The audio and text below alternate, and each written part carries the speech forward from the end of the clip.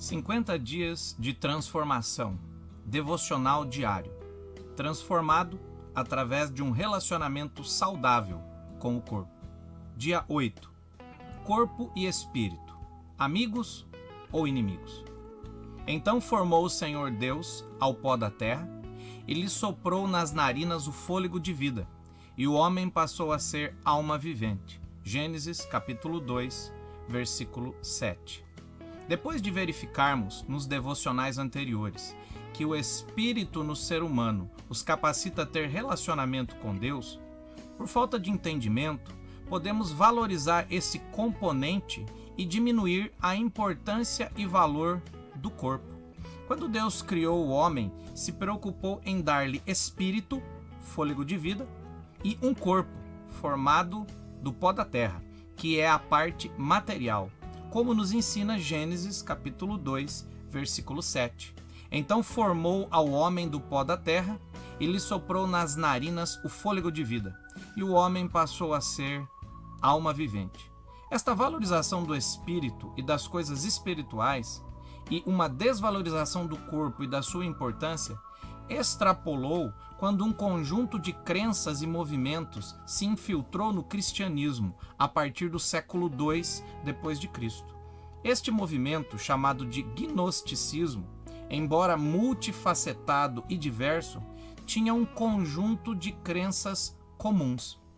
Todas elas afirmavam, de maneira geral, que Deus Todo-Poderoso não criou o mundo, mas um outro ser espiritual imperfeito, e por isso, a criação do mundo material tornou toda a matéria má, e isto inclui o corpo.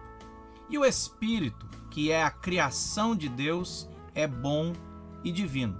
Portanto, segundo o gnosticismo, era necessário utilizar práticas que diminuíssem o poder do corpo e libertasse e fortalecesse o espírito.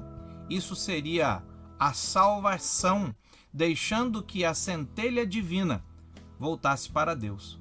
Com um conceito e prática destes a respeito do mundo material e do corpo, o tratamento dado ao corpo, com certeza, seria dos piores, pois ele é visto e tratado como meu inimigo. Cuidado, não é isto que a Bíblia ensina. No primeiro versículo da Bíblia, temos a seguinte afirmação: no princípio, criou Deus os céus e a terra. O Deus Todo-Poderoso criou o mundo material e o criou sem nenhuma imperfeição e defeito, como podemos ver pela afirmação que ele mesmo faz quando termina de criar todas as coisas em Gênesis capítulo 1, versículo 31. Viu Deus tudo quanto fizera, e eis que era muito bom. Houve tarde e manhã, o sexto dia. Todo o mundo material, incluindo o corpo humano, foi criado bom e perfeito. Outra coisa que precisa ser enfatizada é que não existe duas partes separadas no ser humano que estão em conflito por terem naturezas diferentes. O ser humano é formado de corpo e espírito, e ser humano é ter corpo e espírito. Não existe outra forma de se expressar e interagir com tudo que existe à nossa volta. Eles funcionam como um só. Neste mundo material criado por Deus, o ser humano é corpo e espírito, sendo que sua existência depende desta união. Maltratar o corpo de forma alguma fortalece o espírito, da mesma forma que fortalecer o espírito é cuidar bem do corpo. Veja o que diz Provérbios, capítulo 17, versículo 22. O coração alegre é bom remédio, mas o espírito abatido faz secar os ossos. Utilizando de linguagem poética, onde a palavra espírito é utilizada para expressar a atitude interna do ser humano, perceba que tanto a parte material, ossos, coração, como a parte imaterial, espírito, são um conjunto. Mesmo quando citadas de forma separadas, estão falando do que está acontecendo com o ser humano. A alegria e a tristeza afetam igualmente o corpo e o espírito, pois eles são uma unidade que formam o ser humano.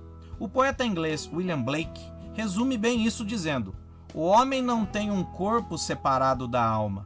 Aquilo que chamamos de corpo é a parte da alma que se distingue pelos seus 5 sentidos. Vale lembrar que na Bíblia, alma e espírito são sinônimos. Cuidar bem do corpo, suprindo as suas necessidades de forma correta e moral, é fortalecer o espírito. Quem quer que o corpo sofra e deixe de ter as suas necessidades legítimas supridas, não é Deus, e sim o seu inimigo, Satanás. Tanto é que uma de suas estratégias é diminuir o valor do mundo material que foi criado por Deus, para e por causa do ser humano.